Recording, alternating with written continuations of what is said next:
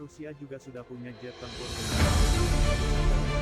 Menteri Pertahanan Prabowo Subianto bercerita tentang proses pembelian alutsista. Dia mengatakan proses pembelian pesawat canggih tidak bisa langsung didapatkan setelah melakukan penandatanganan kontrak pembelian.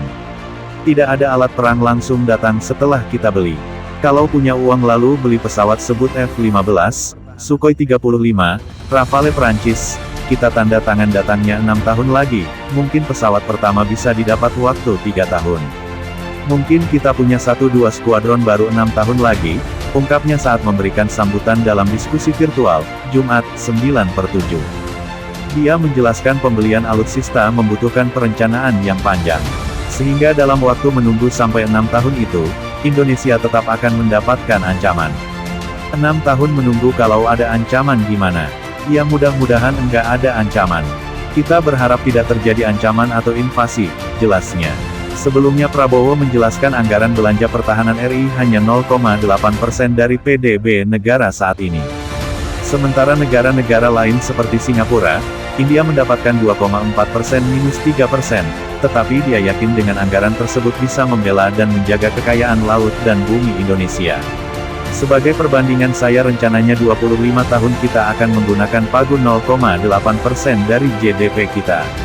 Sementara negara tetangga di atas itu, sebut Singapura 3% dari GDP, India, 2,4%, Indonesia hanya 0,8%.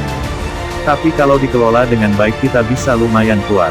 Untuk membela NKRI, bumi dan laut kita jaga itu, katanya.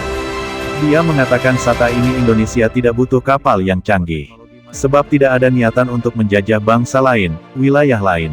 Prabowo juga mengatakan budget militer India 2,4% dari PDB negara, Singapura 3,1%, Thailand 1,3%, Vietnam 0,8%, dan Australia 1,9%.